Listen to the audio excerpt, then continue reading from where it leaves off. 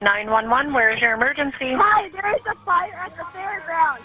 It's a barn. It's a barn. It's a barn. It's a horse barn.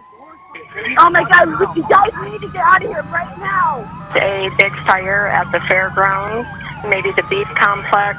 It sounds like it's fully engulfed. We've got officers just getting on scene. I truly believe God always has a plan. When I heard that the beef complex had burnt down, I was devastated. The beef complex was a home. Well, when I first got the text about the fire, I couldn't even believe that it had happened, because it is such a big, important part of our life. You know, when I heard that the open class beef barn burnt down, there was a lot of emotion. It was a place that I'd grown up in, and I held so many memories there. Really, the state fair, it was the pinnacle of what you'd been working on all summer. You started getting your calf ready in June, maybe May, but the fair, that was the end game. The building, it's like my home whenever I go to the fair. I spend every single day up there, and the only time that I'm not there is whenever I'm showing in the 4-H building or I'm out with my friends. Otherwise, I'm there hanging out with my animals, and it's like a home. When I heard that the open class beef barn burnt down, like Hadley said, I was in shock. I could know that can't be, and then it was instantly, what are we going to do? Where are we going to show next year? Where are our cattle going to be?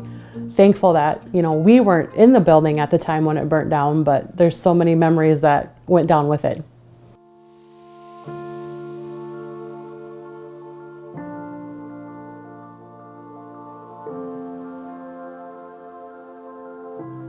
My name is Cam Fagerhog, and we ranch outside of Westington, South Dakota. My son isn't old enough to be in 4-H yet. He's only 6. But this year, we actually decided to try out the Little Britches Rodeo. They held that in here on middle of October of 2020.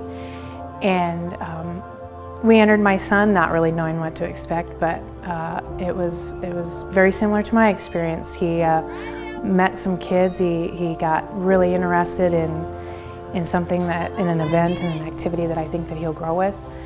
And it was really fun to watch him, you know, enjoy himself and gain confidence in the same place where I had. Well, growing up, the state fair, the only thing that was more exciting than the state fair was probably Christmas morning.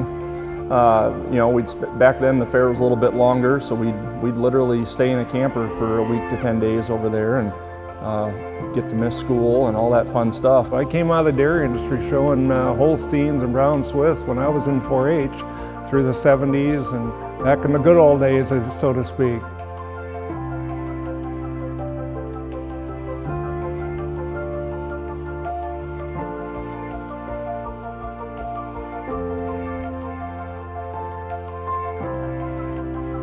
This state-of-the-art facility will position us to better compete for national rodeo and equestrian events and provide new opportunities for the city of Huron and the state of South Dakota.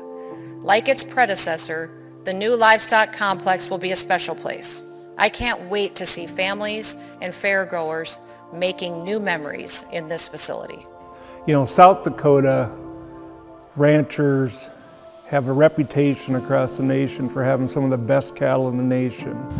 And people come here, and they came here with what we had to work with because they wanted to show against the best. There's champions, national champions, reserve champions of all breed who come out of the state every year.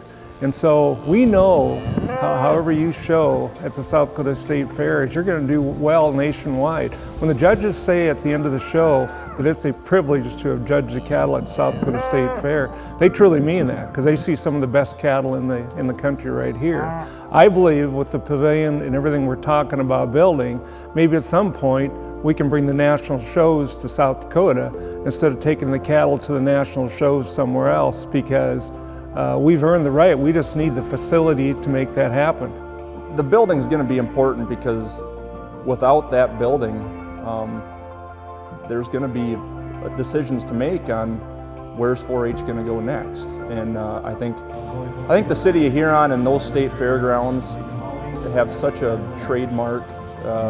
They're a landmark for the 4-H landscape in South Dakota. If you live the horse and rodeo lifestyle, you'd understand more that we're a family. what we do together, it's not just rodeo. It's the time that we spend together in the arena and then outside of the arena. It will have a big economic impact on our town because people will fuel their vehicles, they do have to buy food, they will shop locally. It will also bring business to like our feed stores, and I mean, when you're on the road, things break down. So even our mechanics. When they come for rodeos to the beef complex, they don't just stay at the beef complex. They'll go to Double D Western store, gas stations, restaurants, and local grocery stores. You know, it's a building that we can't, that we have to have. It's a necessity on the fairgrounds. And so I guess my hope was just that they built something that was just as good. And it's great that they're, you know, kind of forging a path towards something even better.